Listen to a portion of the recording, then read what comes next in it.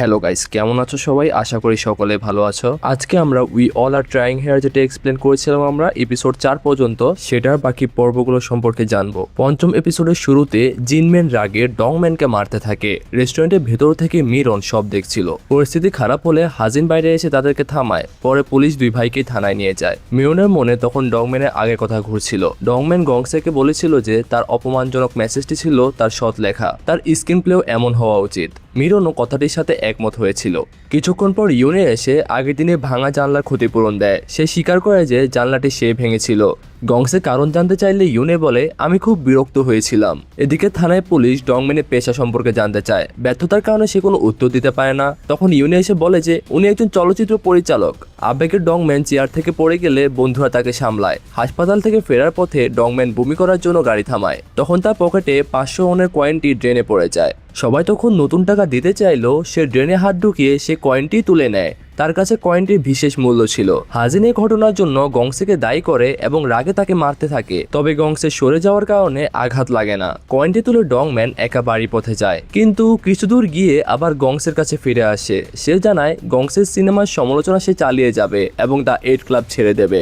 গংসে জানতে চায় ডংম্যান কেন তাকে তো ঘৃণা করে। ডংম্যান উত্তর দেয় যে কারণ প্রথমে তুমি আমাকে ঘৃণা করেছিলে। বাড়িতে ফিরে ডংম্যান তার ভাইয়ের সাথে খেতে বসে। সে মজা করে বলে যে জিনম্যানের ঘুষি শক্তিশালী হয়েছে, তবে পরের বার যেন তাকে আর না মারে। তার ভাইয়ের প্রতি তার কোনো রাগই ছিল না। একদিন রেল লাইন পার হওয়ার সময় ইউনের সাথে তার দেখা হয়। ডংম্যান কথা এড়িয়ে যেতে চাইলেও ইউনে তার পিছনে।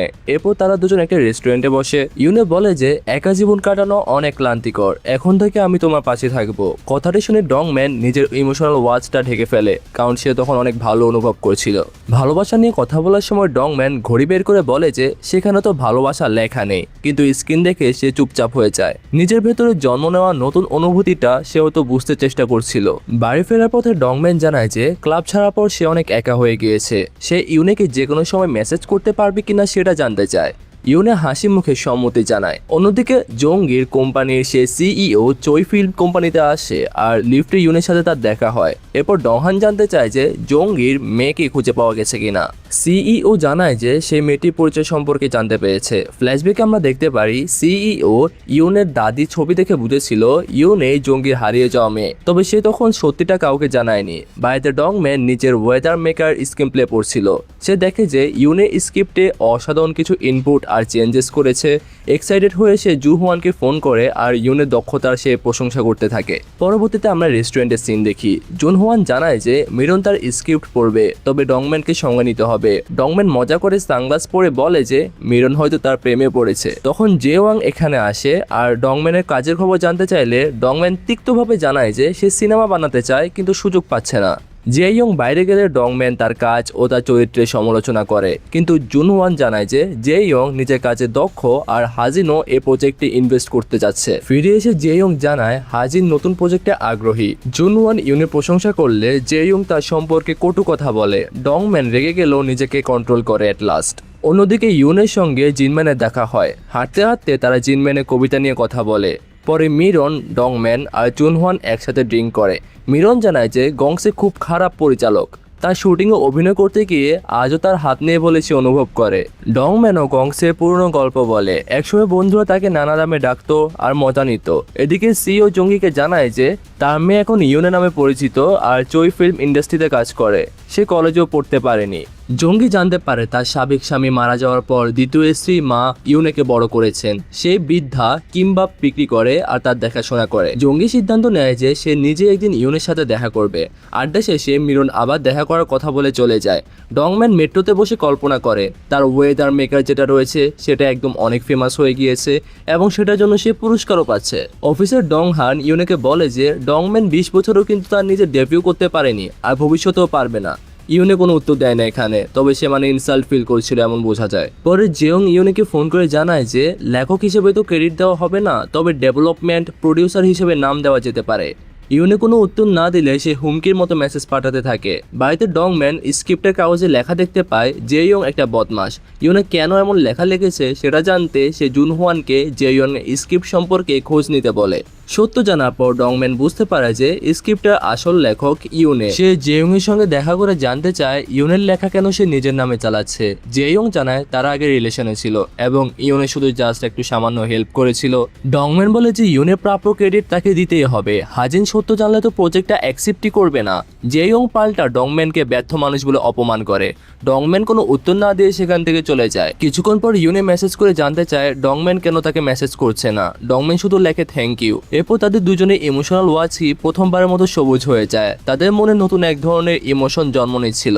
রাতে ডংম্যান গংসেকে দেখেও চুপচাপ চলে যায়। এরপর গংসে ইউসেকে নিজের গোপন কথা জানায়।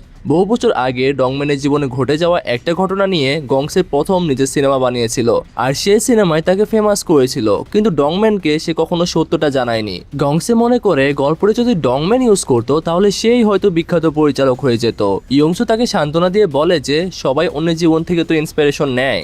পরদিন দ্য 8 ক্লাবে সবাই ডংম্যানকে নিয়ে সমালোচনা এবং আলোচনা করে। ইয়ংসু বলে যে ডংম্যানের সাহায্য ছাড়া তো তারা কেউ আজকের অবস্থানে পৌঁছাতে পারতো না, তাই তাকে আবার ক্লাবে ফিরিয়ে আনা উচিত। ইউনে বলে যে তোমার ডংম্যানের কাছ থেকে যা নিয়েছ তাও ফিরিয়ে দাও, তারপর দেখো নিজেদের যোগ্যতায় কত দূরে এগিয়ে যেতে পারো। হাজিন কথাটা শুনে ডংম্যান আর তার ভাইয়ের যে নিষেধাজ্ঞার নোটিশ ছিল সেটা খুলে ফেলে। সে ডংম্যানকে জানায় সে আবার ক্লাবে আসতে পারবে। হাজিন মজা করে বলে যে ডংম্যানের গার্লফ্রেন্ড হয়েছে বলে নিষেধাজ্ঞা উঠেছে। ডংম্যান লজ্জা পেয়ে বলে যে ইউনে তো তার গার্লফ্রেন্ড না, সে আসলে একতরফাভাবে ইউনেকে ভালোবাসে। হাজিন জানায় ইউনে যেভাবে সবার সামনে তার পক্ষ নিয়ে কথা বলেছিল সেটা তো আসলে একতরফা মনেই হয় না। এরপর ডংম্যান এক আত্মীয়র মেয়ের বিয়েতে যায়। আত্মীয়টি তাকে একজন অভিনেত্রীর সঙ্গে আনতে বলেছিল। ডংম্যান একা আসায় সে রেগে যায়। তখন মিরন সেখানে আসে। সে জানায় যে শুধু ডংম্যানের জন্য সে অনুষ্ঠানে এসেছে আর ডংম্যানের স্ক্রিপ্টে প্রথম অভিনয় সে করতে চায়। এরপর মিরন মঞ্চে উঠে গান গায়। অনেকদিন পর ডংম্যানের মুখে সত্যিকারের হাসি দেখা যায়। ষষ্ঠ এপিসোডের শুরুতে ডংম্যান ভালোবাসা নিয়ে ভাবছিল। এরপর জুনওয়ান ফোন করে জানায় যে রেস্টুরেন্টের জানলাটি ইউনে ভেঙেছিল। গংসে ডংম্যানকে অপমান করায় ইউনে রেগেছিল, এজন্য এটা করেছে। জুনওয়ান বলে যে ইউনে হয়তো সত্যি ডংম্যানকে পছন্দ করে। কথাটি শুনে ডংম্যান আনন্দে নেচে ওঠে আর তার মনে একদম লাড্ডু ফুটছিল। অফিসে দ্য 8 ক্লাবের একজন ইউনেকে জিজ্ঞেস করে সে ডংম্যানকে কেন পছন্দ করে। ইউনে বলে যে তাকে বোঝানোর প্রয়োজন নেই, কারণ ক্লাবের সদস্যরা তার পেছনে হাসাহাসি করে। পরে ইউনে ডংম্যানকে জিজ্ঞেস করে তার ভাই বাড়িতে আছে কিনা।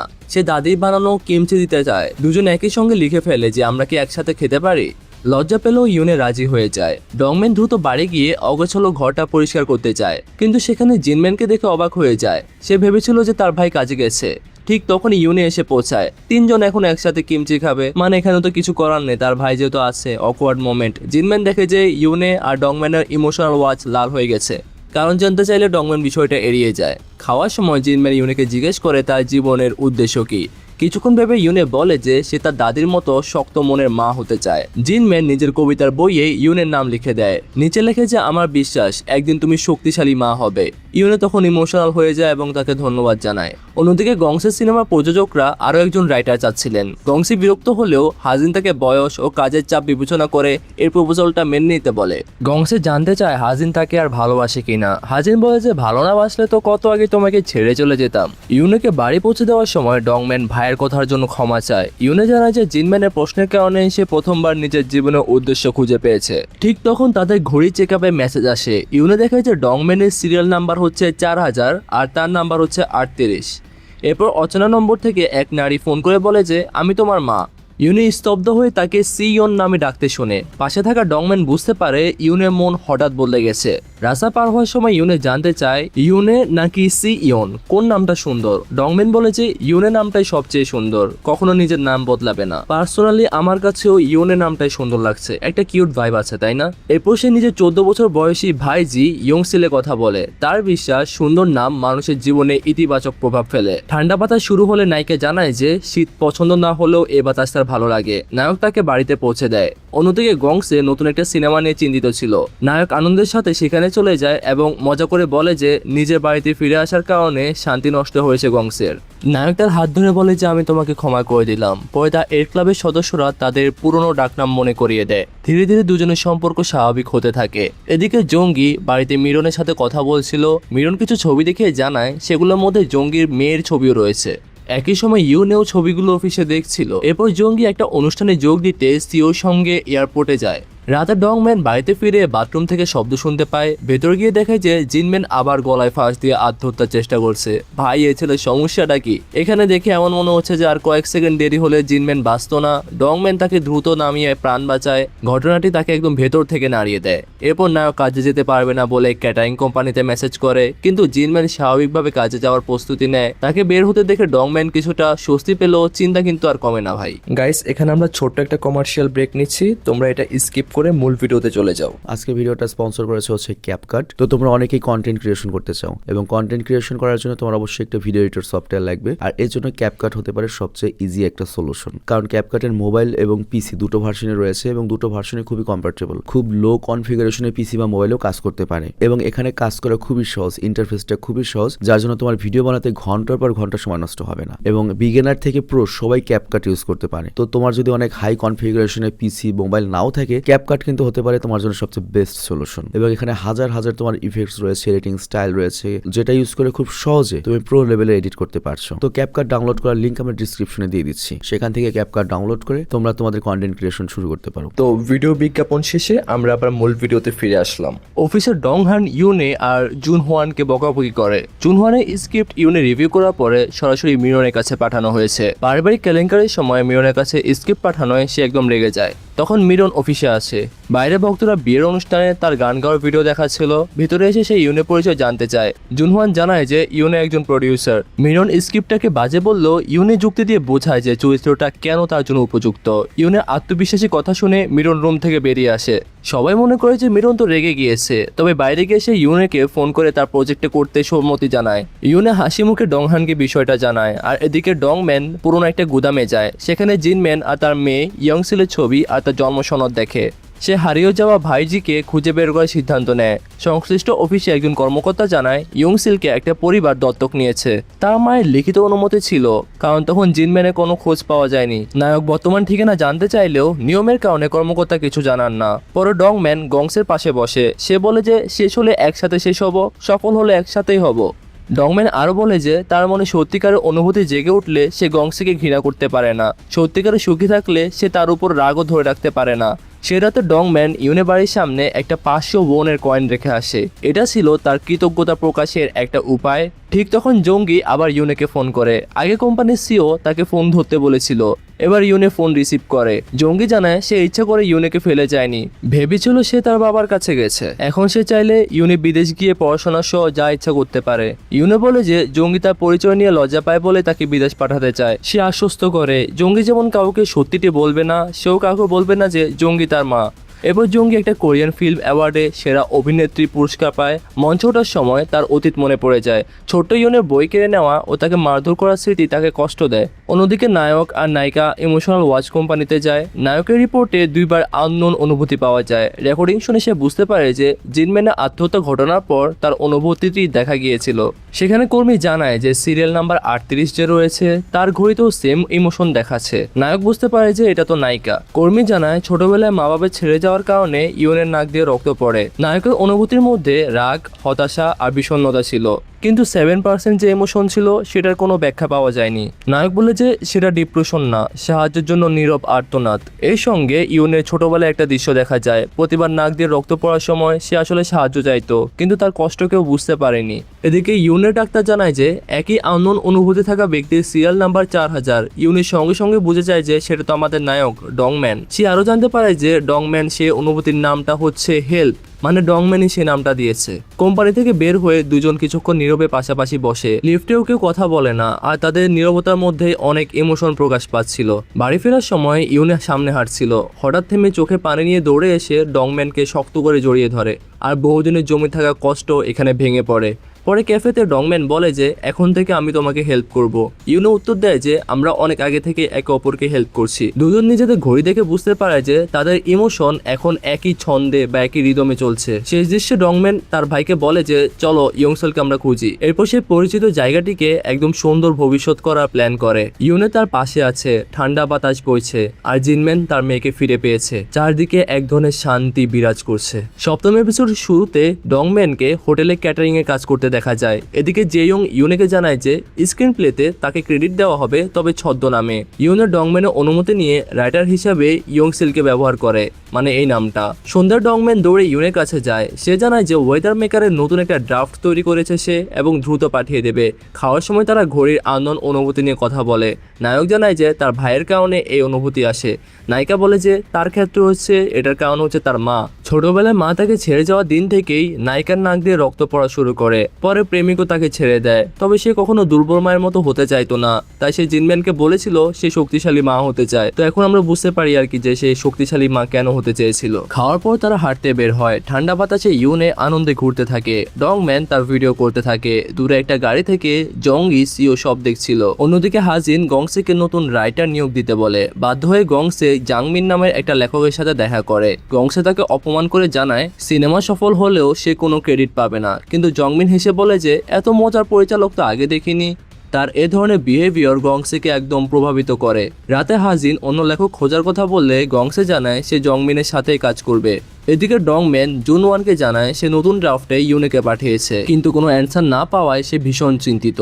অন্যদিকে ইউনে মন দিয়ে স্ক্রিপ্টটি পড়ছিল। দ্য 8 ক্লাবে ডংম্যান প্রথমবার জঙ্গিকে দেখে। সে জানায় তার সিনেমাগুলো ডংম্যানকে অনেক ইন্সপায়ার করেছে। জঙ্গি তার পরিচালিত সিনেমার নাম জানতে চাইলে ডংম্যান থেমে যায়, কারণ সে এখনো ডেবিউ করতে পারেনি। শেষ পর্যন্ত সে সত্যিটা জানিয়ে দেয়। বাইরে এসে ডংহান তাকে জিজ্ঞেস করে যে ভেতরে কেন গিয়েছিল। ডংম্যান কোনো উত্তর দেয় না। পরে ডংহান জংয়ের কাছ থেকে ডংম্যানকে ব্যর্থ আর অযোগ্য বলে অপমান করে। ঠিক তখন ইউনে সেখানে আসে। মামি মুখোমুখি হলেও জঙ্গি তাকে পাশ কাটিয়ে চলে যায়, কারণ ইউনে আগে বলেছিল সেই জন্য নিজের মেয়ে হিসাবে তাকে পরিচিত না করায়। এদিকে হাজিন ডংহানকে নক নক নক নামের একটা স্ক্রিপ্ট দেয়। এটা মেবি মুভির নাম। লেখক জেইয়ং আর ইয়ংসিল। জেইয়ং এতে অভিনেতা কাংসিককে নিতে চায়। হাজিনও মনে করে যে সিনেমাটা সফল হতে পারে। ইউনে ডংম্যানকে নেশা করার কারণ জিজ্ঞেস করে। ডংম্যান জানায় যে স্ক্রিপ্টে ইউনে পছন্দ হবে কিনা এটা ভেবে সে ভয় পাচ্ছিল। ইউনে বলে যে স্ক্রিপ্টটা খুব ভালো, পড়ার পরে আমি অনেক কেঁদেছি, তোমাকে জড়িয়ে ধরতেই এখানে এসেছিলাম। কথাটা শুনে তো ডংম্যান আনন্দে একদম নেচে ওঠে। পরে মিরন এসে তাদের সাথে ড্রিঙ্ক করে। সেই ইউনিকে জিজ্ঞেস করে যে জঙ্গি তার মা, এ কথা বলতে কি তার লজ্জা লাগে? ইউনো বলে যে তার মা ভাবেন ইতিহাসে নিজের নাম লিখবেন, কিন্তু সেটা কখনো হবে না। নেশার ঘরে মিরন জানায় তার জীবন সবসময় আকাশে ভেসে থাকার মতো মনে হয়, কিন্তু ইউনের পাশে থাকলে সে মাটিতে ফিরে আসে। ইউনের সাধারণ পোশাকের কারণ জানতে চাইলে সে বলে কারণ এগুলো তার ভাল লাগে। এরপর সবাই অন্য রেস্টুরেন্টে যায় আর পরে সমুদ্র দেখতে বের হয়। ডংম্যান গংসেকে জানায় যে এখন তার সাথে থাকতে ভালো লাগে। ঘড়ি সিগন্যাল দেখে সে বুঝেছে গংসে আর তাকে ঘৃণা করে না। সে গংসের কাঁধে মাথা রাখতে চায়। গংসে সরাতে চাইলেও ডংম্যান নিজের মতোই থাকে। সৈকতে সবাই নাচছিল, তখন মিরন স্বীকার করে যে সে ডংম্যানকে পছন্দ করে। ডংম্যানের ঘড়িতে আননোন দেখে সে এটার অর্থ জানতে চায়। ডংম্যান সরাসরি বলে যে আমি ইউনিকে পছন্দ করি। কথাটি শুনে মিরন একদম চুপ হয়ে যায়। অন্যদিকে জঙ্গি মিরনের পোস্ট করা সৈকতের ছবি দেখে। ছবিটিকে ইউনেকে দেখে সে একদম স্থির হয়ে যায়। পরদিন ডংহান ইউনেকে জুন হোয়ানের প্রজেক্ট থেকে সরিয়ে দেয়। ইউনে জানায় যে সে স্ক্রিপ্ট রিভিউ করেছে এবং মিরনকে রাজি করিয়েছে। ডংহান বলে যে তাকে কাজের টাকা দেওয়া হয়েছে, তাই প্রজেক্টে তার আর কোনো ভূমিকা নেই। ঠিক তখন জঙ্গি সিও জানায় যে তার মা বাইরে অপেক্ষা করছে। ইউনে গিয়ে জঙ্গির সাথে নির্জন একটা জায়গায় কথা বলতে থাকে। জঙ্গি ডংম্যানের সঙ্গে সম্পর্ক রাখতে বাধা দেয়, মানে নিষিদ্ধ করে আর কি। সে বলে যে পুরুষেরা তাদের জীবন নষ্ট করবে। ইউনে উত্তর দেয় যে আমার বাবা খারাপ হলেও আপনার জীবন কিন্তু নষ্ট করেনি, মানে সে স্যাভেজ একটা রিপ্লাই দিয়েছে। এরপর সিও ইউনের স্কুল রেকর্ড দেখায়। সেখানে তার ঠিকানা এবং তার দাদি সুজার তথ্য ছিল। কেউ রেকর্ডটি পেয়েছিল বলে তারা সাময়িকভাবে সেটা সরিয়ে দিয়েছে। তারা ইউনেকে নতুন একটা কার্ড দেয়। ইউনি জিজ্ঞেস করে যে তার বর্তমান এলাকায় থাকা নিয়ে জঙ্গির লজ্জা লাগে কিনা। জঙ্গি সত্যিটা স্বীকার করে। সে বলে মানুষ জানলে তার মেয়ে এমন জায়গায় থাকে, এটা যদি মানুষ জানে আর কি, তাহলে এটা তার জন্য অনেক লজ্জার হবে। ইউনে ভেঙে পড়ে, কার্ডটি ফেরত দিয়ে বলে যে আমার কিছুই দরকার নেই, আমার সাথে আর আপনি যোগাযোগ করবেন না। রাস্তায় হাঁটতে হাঁটতে তার নাক দিয়ে রক্ত পড়তে থাকে। এবার সে নায়ককে মেসেজ করে আমাকে সাহায্য করো। নায়ক সাথে সাথে ফোন করলেও নায়িকা কিন্তু আর রিসিভ করে না। আর অষ্টম পর্বের শুরুতে আমরা নায়কের গাড়ি নিয়ে নায়িকাকে খুঁজতে বের হয় এমন সিন দেখি। বাইরে প্রচন্ড তুষারপাত হচ্ছিল। ইউনের ফোনে নিজে কষ্ট লুকিয়ে ডংম্যানের স্ক্রিপ্ট নিয়ে কথা বলে। এদিকে ডংম্যানের গাড়ি তো বরফে আটকে যায়। ঠান্ডায় তার শরীর অবশ হতে থাকে। সে ইউনেকে অন্য কলে কথা বলে ফোন রাখে। এরপর জরুরি নাম্বারে কল দিয়ে জানায় যে তার গাড়ি আটকে গেছে এবং সে নড়তেই পারছে না। নায়ক গাড়ি চালু করবে কিনা সেটা জানতে চাইলে অপারেটর নিশ্চিত করে, কারণ এতে ব্লাস্ট হতে পারে। ঠিক তখন জেয়ং ফোন করে জানায় যে স্ক্রিপ্টে ইয়ংসিল নামে ইউনের ক্রেডিট দেওয়া হয়েছে, তাই ডংম্যান যেন আর ঝামেলা না করে। জেইয়ং তাকে ব্যর্থ মানুষ বলে ইনসাল্ট করে। নায়ক রেগে গেলেও সে কিন্তু নিজেকে সামলে ফোনটা কাটে। এরপর উদ্ধারকারী দল তাকে উদ্ধার করে। বাড়িতে ফিরে সে পেট ভরে খায়। তারপর দ্য 8 ক্লাবের গ্রুপে বরফ আটকে যাওয়ার ঘটনাটা সে এক্সপ্লেন করে পাঠায়। সবাই জানায় যে তারা ঘুমাচ্ছে।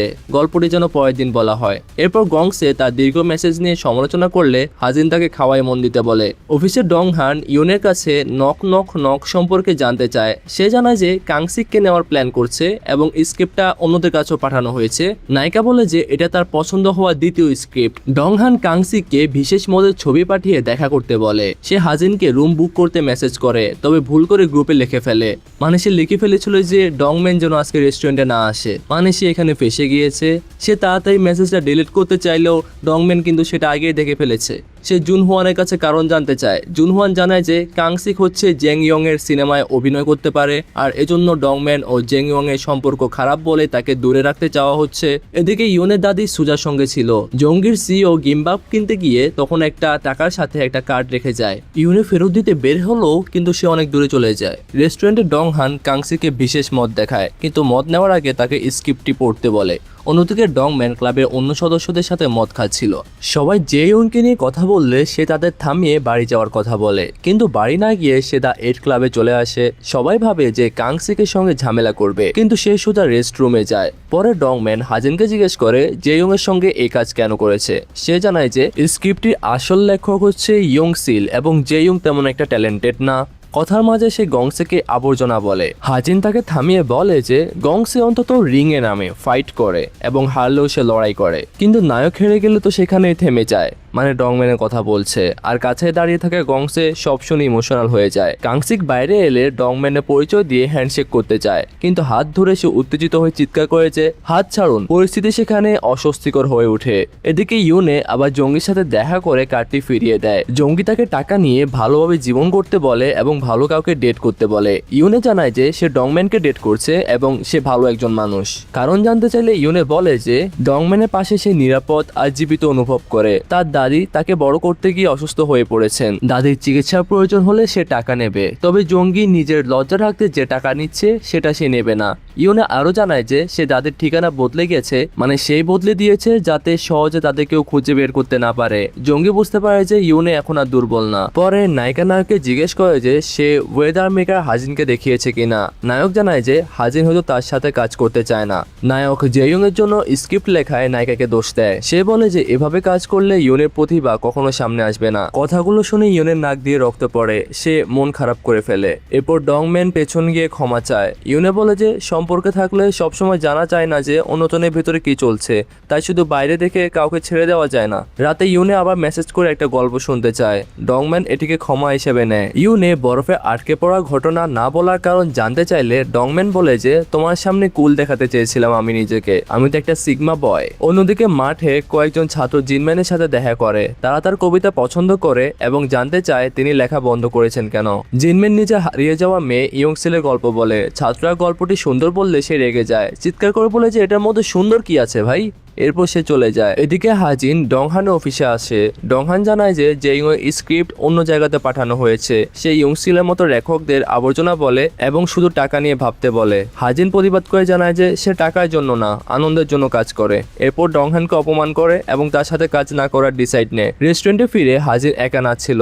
গংসে বুঝলো, কিছু জিজ্ঞেস করে না। বাইরে ডংম্যানকে দেখে সে চুপচাপ পাশ কাটিয়ে চলে যায়। অফিসের লিফটে ডংহান ইউনের কাছে তার সবচেয়ে পছন্দের স্ক্রিপ্টের নাম জানতে চায়। ইউনে ভয় বলে যে ওয়েদার মেকার ডংম্যানের স্ক্রিপ্ট। ডংহান আবারও স্ক্রিপ্টটাকে অপমান করে। পরে ডংহান ডংম্যানকে তার বিরুদ্ধে করা পোস্টার ডিলিট করতে বলে। ডংম্যান স্পষ্ট জানায় সে কিছু ডিলিট করবে না। ঠিক তখন জিনম্যান আসে। ডংম্যান ভাবে যে ভাই আবার তাকে মারবে, কিন্তু জিনম্যান সবার জন্য ফুলকপি নিয়ে এসেছিল। সবার হাতে ফুলকপি দেয়। পরে ডংম্যানের সাথে সে ইউনের বাড়িতে গিয়েও ফুলকপি দিয়ে আসে। মানে লোকটার মোটিভ বোঝা যাচ্ছে না। রাতে ডংম্যান আবার ডংহানের সমালোচনা করছিল। হাজিন তখন পুরোনো একটা কনভারসেশন মনে করতে থাকে। এক ফিল্ম অফিসে এক নারী এসে জেইয়ং এর স্ক্রিপ্টটা গ্র্যান্ড করিয়ে ফিরিয়ে নিয়ে ওয়েদার মেকার বিবেচনা করতে বলেছিল। হাজিন এবার সিদ্ধান্ত নেয়। সে আমাদের নায়ককে বলে যে যত টাকাই লাগুক এবার তোমাকে সিনেমাটি বানাতেই হবে। এরপর ফোন করে জেইয়ং এর স্ক্রিপ্টটা বাদ দিতে এবং ওয়েদার মেকার নিয়ে কাজ করতে শুরু করতে বলে। অবশেষে হাজিন ডংম্যানকে বলে যে রিং এ নামার জন্য প্রস্তুত হও, এবার আর পিছিয়ে যাওয়ার সুযোগ নেই। তোমাকে ফাইট করতেই হবে। আর এই সিদ্ধান্তের মধ্যে দিয়ে 8ম এপিসোড শেষ হয়। 9ম এপিসোডের শুরুতে ডংম্যান একটা দুঃস্বপ্ন দেখে। সে দেখে যে একটা খাঁচা ভেঙে ভয়ঙ্কর সিংহ বেরিয়ে আসে। ভয় পেলেও সে নিজেকে বলে যে এখন আমার সামনে দুইটা পথ, লড়বো নাকি হার মানবো। ঠিক তখনই হাজিনের ফোন আসে, যা তার জীবনে মোড় ঘুরিয়ে দিয়েছিল। পরের দৃশ্যে ডংম্যান আর হাজিন একটা ফিল্ম কোম্পানিতে যায় ওয়েদার মেকারের স্ক্রিন প্লে নিয়ে। ডংম্যান ভীষণ নার্ভাস ছিল, তার লাইফে ফার্স্ট কাজ যেহেতু, বুঝতে পারছো। হাজিন তাকে সাহস দিয়ে বলে যে আমি ভেবেছিলাম তুমি ব্যর্থ হবে, কিন্তু তোমার স্ক্রিপ্ট আমাকে সত্যি মুগ্ধ করেছে। ভেতরে যে ইয়ং ছিল, হাজিন তাকে বলে যে তুমি আমার সাথে প্রতারণা করেছো, তবুও চাই তুমি সফল হও, আর না হলে পুরোপুরি শেষ হয়ে যাও। এরপর ডংম্যানের স্ক্রিপ্ট নিয়ে আলোচনা হয়। শেষ পর্যন্ত তার প্রজেক্টটা অফিসিয়ালি সাইন করা হয়। খুশিতে তোর ডংম্যান সাথে সাথে সেটা ইউনিকে জানায়। ফেরার পথে হাজিন তাকে সতর্ক করে। সে বলে যে এখন অনেকে স্ক্রিপ্টে মালিকানা দাবি করতে পারে বা এআই দিয়ে গল্প মিলিয়ে ঝামেলা করতে পারে, তাই ভয় না পেয়ে এগিয়ে যেতে হবে। পাশাপাশি আগের সব নেগেটিভ কমেন্টও ডিলিট করতে বলে। রেস্টুরেন্টে ফিরতে দ্য 8 ক্লাবের সবাই ডংম্যানকে কংগ্রাচুলেট করে। অবশেষে সে পরিচালক হিসেবে ডেবিউ করতে যাচ্ছে। সবাই একদম আন্তরিকভাবে স্বাগত জানায়। পরে ডংম্যান আর জুন হিয়ান বাইরে এসে কথা বলতে থাকে। জুন হোয়ান নিজে প্রথম ডেবিউর ভয়ের কথা মনে করতে থাকে। ডংম্যান জানায় যে সেদিন সে কাঁদতে কাঁদতে তাকে ফোন করেছিল, কিন্তু জুন হোয়ান হেসে বলে যে তার কিছুই মনে নেই। এদিকে হাজিন গংসেকে জানায় যে যত টাকায় লাগুক সে ডংম্যানকে এমন একটা জায়গায় নিয়ে যাবে যেখানে সামনে থাকবে শুধু দুইটা পথ, সফলতা বা ব্যর্থতা। এরপর সে গংসেকেও ডংম্যানকে সমর্থন করতে বলে এবং ড্রামার নতুন এপিসোডের কাজের খোঁজ নেয়। গংসে চুপচাপ লিখতে চলে যায়। এদিকে ডংম্যান নিজের পুরনো নেগেটিভ কমেন্টগুলো একে একে ডিলিট করতে থাকে, যেন অতীতের ভুলগুলো আর দুঃখগুলো মুছে ফেলতে চাইছিল সে। তখন সে লোন শার্কের পুরনো ঋণের কাগজ খুঁজে পায়। একসময় অসুস্থ বিড়ালের অপারেশনের জন্য সে এই ঋণ নিয়েছিল। মূল টাকা ছিল প্রায় 1 মিলিয়ন ওন, কিন্তু সুদ দিতে দিতে ইতিমধ্যে সেটা 5 মিলিয়ন সে অলরেডি পরিশোধ করে ফেলেছে। এরপরও লোন শার্ক ফোন করে জানায় যে সুদ সহ এখন ঋণ 11 মিলিয়ন ওন, আর টাকা না দিলে তার যে পরিচিত যারা রয়েছে সবাইকে ব্যাপারটা জানিয়ে দিবে, কারণ লোন নেওয়ার সময় কিন্তু তার কন্ট্যাক্ট লিস্ট নেওয়া হয়েছিল। পাশে দাঁড়িয়ে জিনম্যান সব কনভারসেশন শুনে ফেলে। জিনম্যান পরে ডংম্যানকে জিজ্ঞেস করে যে তুই টাকা ধার নিয়েছিস কেন। ডংম্যান বিরক্ত হয়ে বলে যে আমি জানি না। এরপর জিনম্যান আবার জানতে চায় যে তোর জীবনের উদ্দেশ্য কি, সিনেমা হিট হলে তারপর কি করবি। ডংম্যান কষ্ট চেপে বলে যে আমি এখন খুব লজ্জাজনক অবস্থায় আছি, শুধু একটু কম লজ্জাজনক মানুষ হতে চাই। এটা বলে সে বেরিয়ে যায়। রাস্তায় চই ডংহানের সাথে তার দেখা হয় আর কি। ডংহান জানায় যে সে মামলা করতে চেয়েছিল কিন্তু আপাতত করেনি। এরপরও সে ডংম্যানকে অপমান করতে থাকে। ডংম্যান কোনো রিপ্লাই না দিয়ে সেখান দিয়ে চলে যায়। পরের সিনে সে ইউনের সাথে দেখা করে। নায়িকা তো তার ডেবিউর কথা শুনে একদম উদযাপন করতে চাইলে ডংম্যান নিজের ভয়ের কথা খুলে বলে যে এতদিন যাদের সিনেমা নিয়ে সে খারাপ মন্তব্য করেছে এখন সে বুঝতে পারছে তাদের কষ্ট। সে উপরওয়ালার কাছেও এটার জন্য ক্ষমা চায়। নায়িকা তাকে জড়িয়ে ধরে বলে যে সবকিছু খারাপ হলে আমরা একসাথে পালিয়ে যাব, তবুও দৌড়াবো, আগের মতো থেমে থাকবো না। ফেরার পথে ডংম্যান মজা করে বেস্ট ফিল্ম অ্যাওয়ার্ড জেতা বক্তৃতা প্র্যাকটিস করছিল। সে সবার কাছে ক্ষমা চাইতে বলে এবং বলে যে ইউনে না থাকলে আমি আমার লাইফে কিছুই করতে পারতাম না। নায়িকা হাসি মুখে সব শুনতে থাকে। এদিকে নায়িকা দাদি সুজাকে হাসপাতালে নিয়ে যায়। সুজার টাকা চিন্তা করলে নায়িকা জানায় যে তার কাছে যথেষ্ট টাকা আছে। অন্যদিকে জঙ্গি নক নক নক স্ক্রিপ্ট পড়তে চায়। যে ইয়ং আর ডংহান স্ক্রিপ্ট নিয়ে আলোচনা করছিল। ডংহান জানতে চায় ইয়ংসিলকে। সে কন্ট্যাক্টের জন্য ইয়ংসিলের সাথে দেখা করতে চাচ্ছিল। বাইরে হাজিনকে দেখে ডংহান একদম ব্যঙ্গ করে। হাজিন শান্তভাবে জানায় যে সে নিজের টাকায় খাচ্ছে। ডংহান বলে যে তাদের স্ক্রিপ্ট ইউনের কারণে ভালো হয়েছে। হাজিন তখন জানায় ওই স্ক্রিপ্ট আসলে ইউনে রিভাইজ করেছে। তখন ডংহান একদম চুপ হয়ে যায়। অফিসের ডংহান প্রথমে ইউনেকে ডংম্যানের প্রজেক্টে সাহায্য করতে বলে, কিন্তু পরক্ষণে আবার তাকে বকাঝোকা করে। এ লোকের মাথায় সমস্যা আছে শিওর। ঠিক তখন যে ইয়ং মেসেজ দিয়ে জানায় যে কন্ট্রাক্ট সাইন করাতে ইয়ংসিল পরিচয়ে কাউকে নিয়ে আসতে হবে। এদিকে জুন হোয়ানের সিনেমায় কাস্টিং চলছিল। মিরন পরে ইউনেকে ডেকে দেখা করে। সে জানায় যে এক সময় হান ইউকে সে ভালোবাসতো, কিন্তু হানিও বলেছিল সবই অভিনয় ছিল। কষ্ট পেয়ে মিরন বলে যে আমার মনে হয় আমি তোমাকে পছন্দ করতে শুরু করেছি। অন্যদিকে জঙ্গি নখ নখ নখ পরে বুঝতে পারে যে স্ক্রিপ্টের ঘটনাগুলো তার অতীতের সাথে মিলে যাচ্ছে। তখন সে বুঝতে পারে যে ইয়ংসিল আসলে ইউনের ছদ্মনাম। এদিকে লোন শার্ক বারবার ডংম্যানকে ফোন করে। অন্যদিকে গংসে নতুন এপিসোড লিখতে পারছিল না। জংমিন তাকে সাহস দিলে দুজন একসাথে কাজ শুরু করে। হাজেন বিষয়টা জেনে গেলে গংসে ঠিকমতো কাজ করলে তার কোনো সমস্যা নেই এমনটা জানায়। অভিনেতা কাং কাংসি চই ফিল্মের ফোনের অপেক্ষায় ছিল।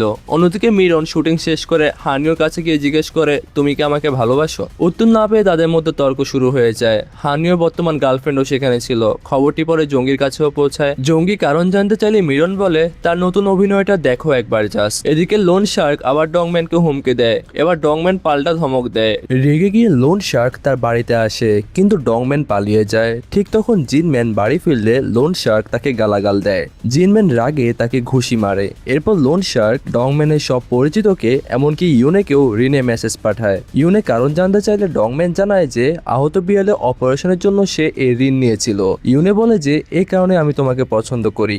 ডংম্যান অবাক হলে সে যোগ করে কারণ তুমি এটারই প্রাপ্য। এদিকে ডংম্যান নতুন সিনেমার প্রস্তুতি চালিয়ে যায় এবং কাংসিকে প্রধান চরিত্রে কাস্ট করার প্ল্যান করে। পরে সে লোন শার্কের কাছে গিয়ে জানায় মূল টাকা 3 গুণ টাকা সে ফিরিয়ে দিয়েছে, তাই সে 1 টাকাও দেবে না। আবার বিরক্ত করলে ফল ভালো হবে না, এটা বলে সে সতর্ক করে। অবশেষে ডংম্যান হাজিনকে ফোন করে। হাজিন টাকা লাগবে কিনা জিজ্ঞেস করলে সে জানায় সব ঠিক আছে। এরপর কাংসির চরিত্র নিয়ে পরামর্শ চাইলে হাজিন বলে যে চরিত্রটাকে আরো বেশি স্ট্রং করো, সেটা গল্পের জন্য ভালো হবে। 10ম এপিসোডের শুরুতে ডংম্যান, ইউনে, মিরন আর জুনহওয়ান একসাথে ঘুরতে যায়। পরে সবাই ডংম্যানের বাড়িতে সময় কাটায়। এদিকে নায়ক তো নেশা করে একটা বড় ক্রিসমাস ট্রি সাজায় আর সবাইকে আনন্দ উৎসব করতে বলে এবং তারা করে আনন্দ করে। এদিকে মিরন জিনম্যানের কবিতার খাতা খুঁজে পায়। একটি কবিতা পড়ে তার চোখের কোণে পানি চলে আসে। ঠিক তখন মিরনের মায়ের ফোন আসে, কিন্তু সে রিসিভ করে না। জুনহওয়ান তার আসল পরিচয় সম্পর্কে জানতে চাইলে মিরন জানায় সে শুধু সিয়ন নামটি শুনেছে। নেশার করে ডংম্যান বলে যে ইউনে একবার নিজের নাম সিয়ন রাখতে চেয়েছিল, তবে পরক্ষণে সে ব্যাপারটা এড়িয়ে যায়। মিরন আর জুনহওয়ান বলে যে ইউনের নামটাই তো তার জন্য সবচেয়ে মানানসই। এরপর সবাই বাইরে গিয়ে তুষারপাত উপভোগ করতে থাকে। পরদিন সকালে জিনম্যান ডংম্যানকে বলে অতিরিক্ত সুখ বা দুঃখ কোনোটাই নিজের সঙ্গে বেঁধে ফেলো না। কিন্তু ডংম্যান রেগে যায়। সে বলে যে অনেক বছর পর সে সত্যিকারে খুশি হয়েছে। অন্যদিকে ডংহান হাজিনকে ফোন করে কাংসিকে কাস্ট করার কারণ জানতে চায়। হাজিন জানায় যে চাইলে সেও কাস্ট করতে পারে, তবে সেই জন্য অকারণে ফোন না করে। এরপর ডংম্যান একাডেমিতে গিয়ে ছাত্রদের আশ্বস্ত করে ডেবিউ হলেও সে পড়ানো চালিয়ে যাবে। পরে সে ইউনেকে মেসেজ করে জানায় যে ওয়েদার মেকারে তার নাম ক্রেডিট হিসেবে সে যোগ করতে চায়, কিন্তু ইউনে সরাসরি সেটা মানা করে দেয়। ডংম্যান বলে যে তুমি তো এটা ক্রেডিটের যোগ্য, তুমি এটা ডিজার্ভ করো। এদিকে ইউনে দেখে যে তার মা জঙ্গি উপহার নিয়ে এসেছে, সঙ্গে ছিল জে ইয়ং। জঙ্গি স্ক্রিপ্ট নিয়ে প্রশ্ন করলে জে ইয়ং ঠিক মতো অ্যান্সার দিতে পারে না, কারণ আসল লেখককে সে জানে। রাতে জেয়ং আবার ইউনেকে স্ক্রিপ্ট দিয়ে মেসেজ করে, কিন্তু ইউনে কোনো অ্যান্সার না দিয়ে দাদির যত্ন নিতে ব্যস্ত থাকে। অন্যদিকে ডংম্যান দ্য 8 ক্লাবের সবাই পরিচালক হিমের শেষকৃত্যে যায়। সেখানে তারা জানতে পারে অভিনেতা যে রয়েছে, মানে সে তো একজন ফেমাস অভিনেতা যার নাম হচ্ছে কিং সিও, সে নাকি এখানে এসেছে। খাওয়ার সময় এক ব্যক্তি ডংম্যানের সাথে কথা বলে। ডেবিউর খবর শুনে সে তার মায়ের কথা জিজ্ঞেস করে। এরপর রেগে বলে যে তুমি কি শুধু খাওয়ার জন্য আমার মায়ের শেষকৃত্যে এসেছো? ডংম্যান কোনো অ্যান্সার না দিয়ে নীরব থাকে। কিছুক্ষণ পর ডংম্যান সাহস করে কাংসির কাছে যায়। সে নিজের পরিচয় দিয়ে সিনেমার অভিনয়ের প্রস্তাব দেয়। কাংসি জানায় যে আগে এজেন্সির সাথে কথা বলতে হবে। ডংম্যান বলে যে যোগাযোগ করে তো উত্তর পাওয়া যায়নি, তাই সরাসরি এসেছে সে। কাংসি জানতে চায় ডংম্যান আগে কি কাজ করেছে। ডংম্যান সৎভাবে জানায় এটাই তার ফার্স্ট বা ডেবিউ সিনেমা। তখন কাংসি বলে যে আমি তোমাকে চিনি না, কেন আমি তোমার সাথে নরকে ঝাঁপ দেব। তর্কে এক পর্যায়ে সে স্ক্রিপ্ট ছুঁড়ে ফেলে দেয়। ডংম্যান চুপচাপ সেটা তুলে নেয় এবং সেখান থেকে চলে যায়। অন্যদিকে ডংহান জঙ্গির পুরনো পরামর্শ মনে করে। জঙ্গি বলেছিলেন নকে পুরুষের বদলে নারী প্রধান চরিত্র হলে গল্পটা আরো ভালো হবে, তাই ডংহান ও জে ইয়ং জঙ্গিকে কাস্ট করার কথা ভাবছে। এরপরে নায়িকা মায়ের সাথে দেখা করে। জঙ্গি বলে যে ইউনে, সি ইয়ং, ইয়ংসিল, তোমার আর কতগুলো নাম রয়েছে। সে আসলে বুঝে গিয়েছে যে ইয়ংসিল আসলে ইউনে। এরপর সবাইকে সত্য জানাতে বলে, এমনকি সে বলে যে আমি আসল, তুমি কিন্তু নকল।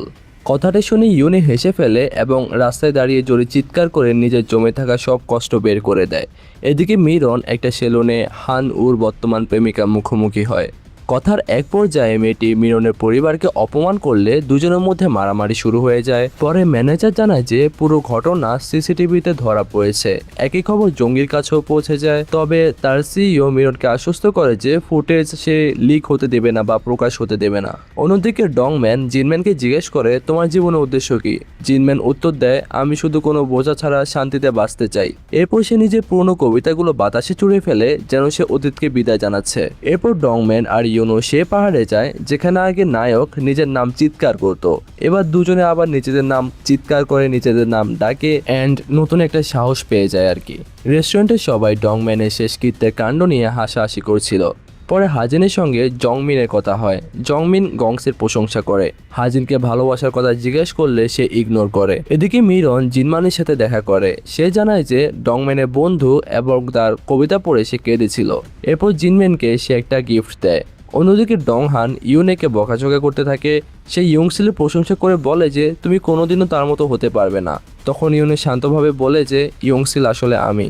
এরপর রেস্টুরেন্টে কাংসি জানতে পারে যে চই ফিল্ম তার আর ফোন ধরছে না। ঠিক তখন ডংম্যান সেখানে আসে। কাংসি তার পুরনো কোট নিয়ে প্রশ্ন করলে ডংম্যান জানায় যে দ্বিতীয় বিশ্বযুদ্ধের পর এই কোট তাকে সবসময় সাহস দিত। মানে যখন দ্বিতীয় বিশ্বযুদ্ধ হয়েছিল সে সময়ের কোট এটা। আর তখন যে সাহসী মানুষজন কাজ করেছে বা লড়াই করেছে তাদের উৎসর্গ করে সে এই কোটটা পরে, যেটা তাকে সবসময় ইন্সপায়ার করে।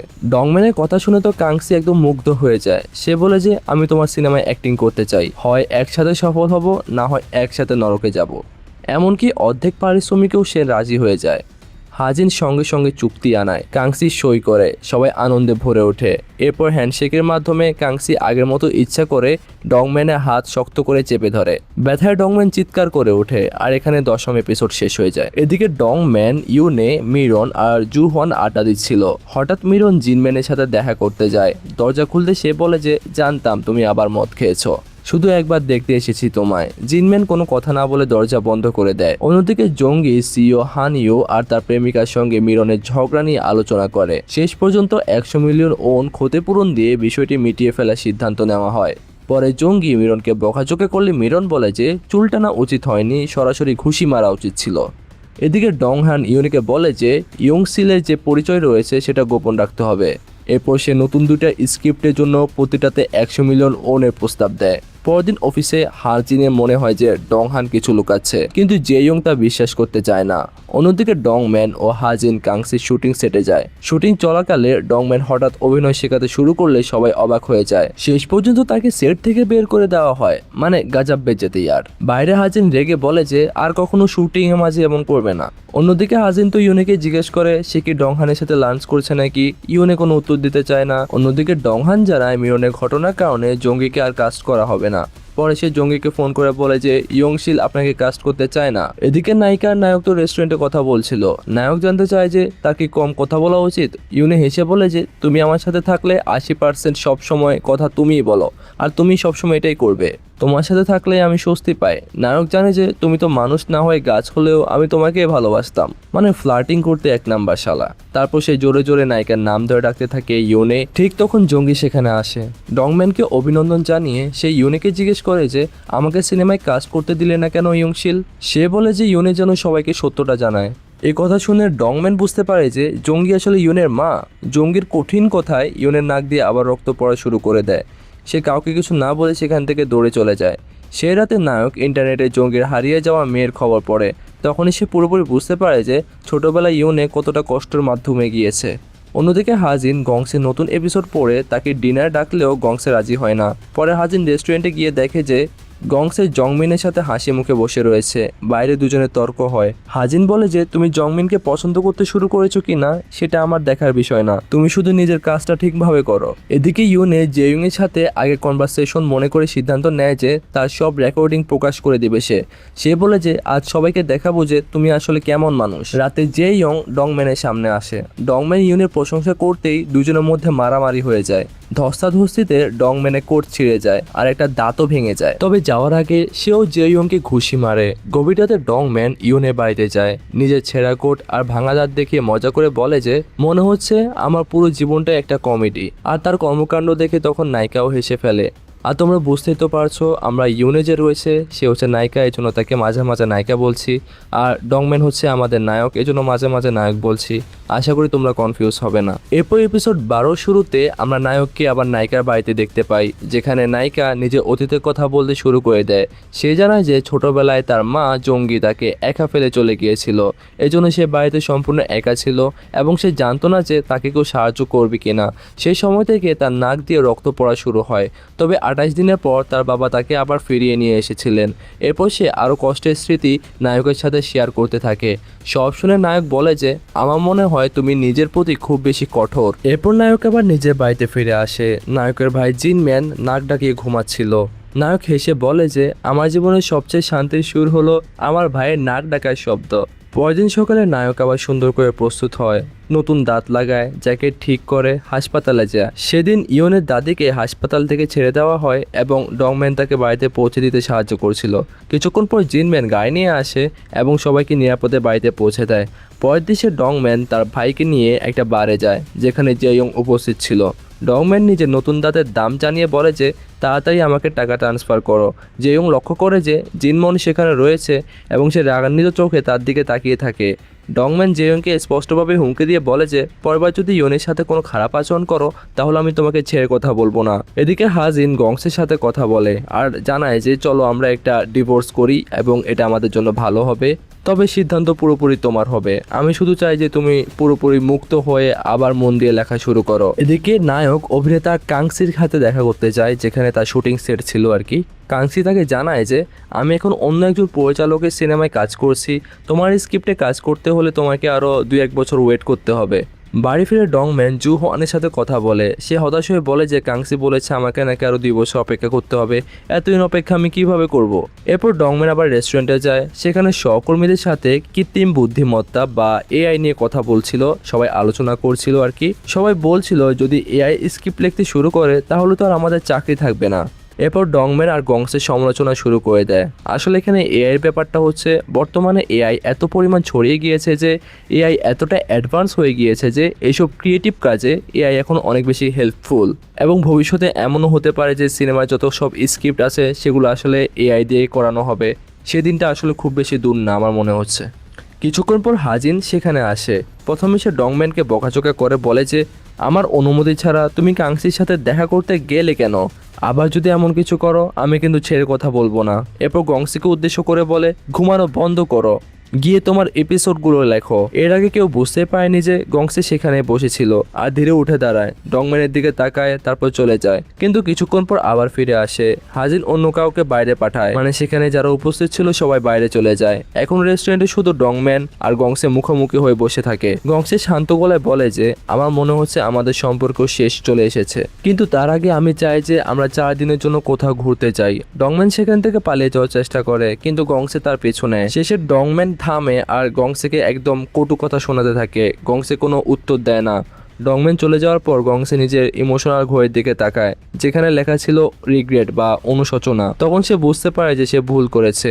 ডংম্যান আবার ফিরে আসে, দেখে গংসে কাঁদছে। তখন ডংম্যানও নরম হয়ে যায় এবং বলে যে আমাকে ক্ষমা করে দাও, আমি আসলে ওইভাবে বলতে চাইনি। এরপর সে অতীতের কথা মনে করিয়ে দেয়, আমরা একসাথে সিনেমা দেখতাম, কত সুখে ছিলাম, তখন আমরা একই জায়গায় ছিলাম, কিন্তু এখন তোমার সমান হতে হলে আমাকে একজন পরিচালক হিসাবে সফল হতেই হবে। আমি সিনেমা বানাতে চাই যাতে আমরা আবার আগের মতো একই জায়গায় দাঁড়াতে পারি। অন্যদিকে মিরন জঙ্গির সিওর সঙ্গে হানিওর প্রেমিকার কাছে যায়। আগে ঠিক হয়েছিল মিরন শুধু 100 মিলিয়ন ওন ক্ষতিপূরণ দেবে না, ক্ষমাও চাইবে, কিন্তু মেয়েটি বলে যে এভাবে না, হাঁটু গেড়ে বসে বলো যে আমি খুব খারাপ মানুষ। তবে মিরন তা করতে অস্বীকার করে।